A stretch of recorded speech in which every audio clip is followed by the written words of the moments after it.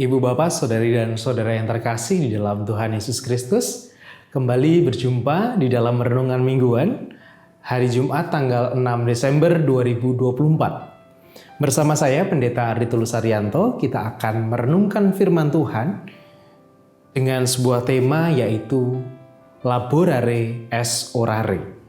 Sebelum kita akan bersama merenungkannya, mari kita berdoa mohon pimpinan dari Tuhan. Mari kita berdoa.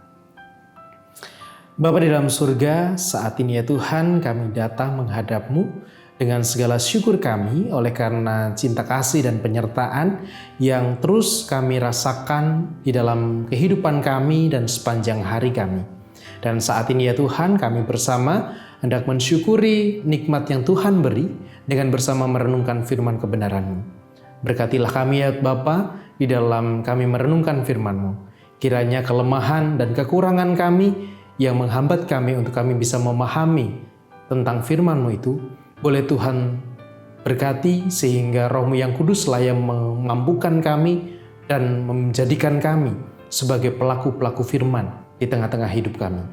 Kami serahkan perenungan firman-Mu pada saat ini ke dalam tangan kuasa Tuhan sendiri. Di dalam nama Tuhan kami Yesus Kristus, kami naikkan doa kami. Amin. Sabda Tuhan yang menjadi dasar perenungan kita pada saat ini tertulis di dalam surat Filipi pasal 1 ayat 18b sampai dengan ayat 26. Surat Filipi pasal 1 ayat 18b sampai dengan ayat yang ke-26. Yang demikian sabda Tuhan bagi kita. Dan aku akan tetap bersukacita karena aku tahu bahwa kesudahan semuanya ini ialah keselamatanku oleh doamu dan pertolongan Roh Yesus Kristus. Sebab yang sangat kurindukan dan kuharapkan ialah bahwa aku dalam segala hal tidak boleh beroleh malu, melainkan seperti sedia kala, demikian pun sekarang, Kristus dengan nyata dimuliakan di dalam tubuhku, baik oleh hidupku maupun oleh matiku. Karena bagiku hidup adalah Kristus dan mati adalah keuntungan. Tetapi jika aku harus hidup di dunia ini, itu berarti bagiku bekerja memberi buah. Jadi mana yang harus kupilih, aku tidak tahu. Aku didesak dari dua pihak. Aku ingin pergi dan diam bersama-sama dengan Kristus, itu memang jauh lebih baik. Tetapi lebih perlu untuk tinggal di dunia ini karena kamu. Dan dalam keyakinan ini, taulah aku akan tinggal dan akan bersama-sama lagi dengan kamu sekalian, supaya kamu yakin maju, supaya kamu makin maju dan bersukacita dalam iman, sehingga kemegahanmu dalam Kristus Yesus makin bertambah karena aku, apabila aku kembali kepada kamu. Demikianlah bacaan sabda Tuhan, yang berbahagia ialah setiap orang yang dengan setia merenungkan serta memeliharanya. Maranatha. Amin. Selama ini kita mungkin mengenal istilah ora et labora, yang kita tahu artinya adalah bekerja dan berdoa atau berdoa dan bekerja. Karena kedua hal itulah seringkali yang mungkin jadi pertentangan. Kalau berdoa saja tanpa bekerja tentu tidak ada artinya, tapi bekerja saja tanpa berdoa adalah sebuah kesombongan. Sehingga bekerja dan berdoa menjadi dua kata atau dua hal yang harus dipadu-padankan sehingga keduanya berjalan bersama-sama. Akan tetapi Bapak Ibu dan Saudara yang terkasih dalam Tuhan, kita mengenal satu istilah lagi, yaitu laborare es orare, yang berarti bekerja adalah berdoa. Kalau berdoa dan bekerja itu berarti dua hal yang dilakukan keduanya, tapi tidak bersama-sama. Jadi satu dilakukan, satunya juga dilakukan. Dilakukan bareng-bareng, tapi bentuknya adalah dua pekerjaan. Tetapi bagaimana ketika kita bekerja, tetapi kemudian saya lupa untuk berdoa karena saya sibuk bekerja. Atau karena saya menghabiskan waktu untuk berdoa sehingga saya tidak bekerja. Karena bagi saya yang penting adalah yang rohani. Gitu. Nah, laborare es orare menjadi sebuah jembatan dengan pemahaman bahwa ketika kita bekerja untuk menghidupi keluarga kita bekerja dengan niat tulus untuk mendapatkan berkat, supaya keluarga kita supaya orang-orang yang kita kasihi, yang kita sayangi bisa hidup, itu berarti kita sudah berdoa. Itu berarti kita sudah memuliakan Tuhan melalui pekerjaan kita. Nah, hal ini sama dengan apa yang diungkapkan oleh Paulus. Ketika Paulus mengajarkan kepada jemaat di Filipi tentang apa sih arti hidupnya Paulus. Ketika Paulus dalam penjara, dia mengatakan bahwa kesusahan yang ia alami ini tidak akan membuat dia malu. Karena pada akhirnya Tuhan akan memuliakannya di dalam kesusahannya. Dan kemudian Paulus menambahkan, yang penting adalah hidupku itu untuk Kristus. Kalaupun mati adalah keuntungan. Tetapi yang menarik adalah ketika Paulus tahu bahwa yang dia miliki saat ini, yang dia jalani saat ini adalah hidup bersama-sama dengan jemaat di Filipi. Atau hidup bersama-sama dengan orang percaya. Karena apa? Karena Paulus masih hidup. Karena Paulus masih berada di bumi ini. Paulus masih menginjakkan kakinya di tanah dan Paulus masih menjalani setiap aktivitasnya. Konsekuensinya adalah ketika Paulus masih hidup, Paulus masih kemudian bisa berkarya, dia mengatakan bahwa berarti kehidupanku harus berbuah. Buah yang dimaksud tentu adalah buah yang dikehendaki oleh Tuhan.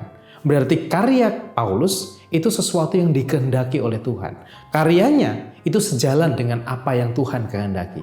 Demikian juga dalam kehidupan kita. Ketika kita mengupayakan kehidupan kita dengan sungguh-sungguh, ketika kita kemudian berjuang dengan sungguh-sungguh untuk kehidupan kita, untuk keluarga kita, maka sejatinya kita sudah berbuah. Kita mungkin bekerja, jikalau kita bekerja untuk orang yang kita kasih, itu sudah untuk Tuhan. Berbeda halnya ketika kita bekerja untuk senang-senang kita, atau berkat yang kita terima untuk hura-hura, untuk kemudian tanpa memikirkan orang-orang yang kita kasih, orang-orang di sekitar kita.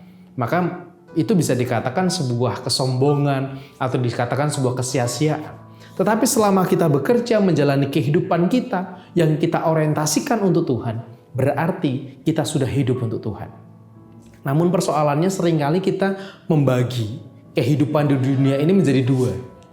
Hidup jasmani dan hidup rohani.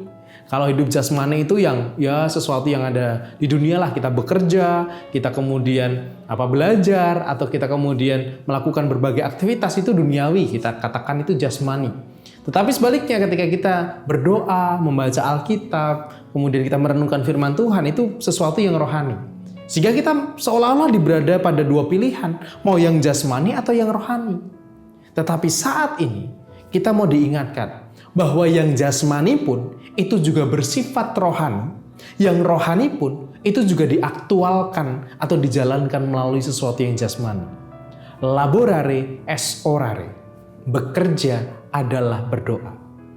Oleh karena itu, mari lakukan, mari upayakan kehidupan kita dengan sungguh-sungguh. Mari lakukan aktivitas kita, pekerjaan kita, apapun itu, entah pekerjaan di rumah, pekerjaan di tempat kerja, di kantor, dan lain sebagainya.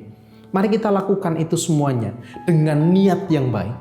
Dan kita tetap berpusat pada Tuhan, maka pada saat itulah kita juga berdoa dan kita juga memasrahkan hidup kita kepada Tuhan secara rohani. Tuhan memberkati kita. Amin. Marilah saat ini kita berdoa, menyerahkan setiap kehidupan kita, segala aktivitas dan juga pergumulan kita kepada Tuhan. Mari bersama kita berdoa.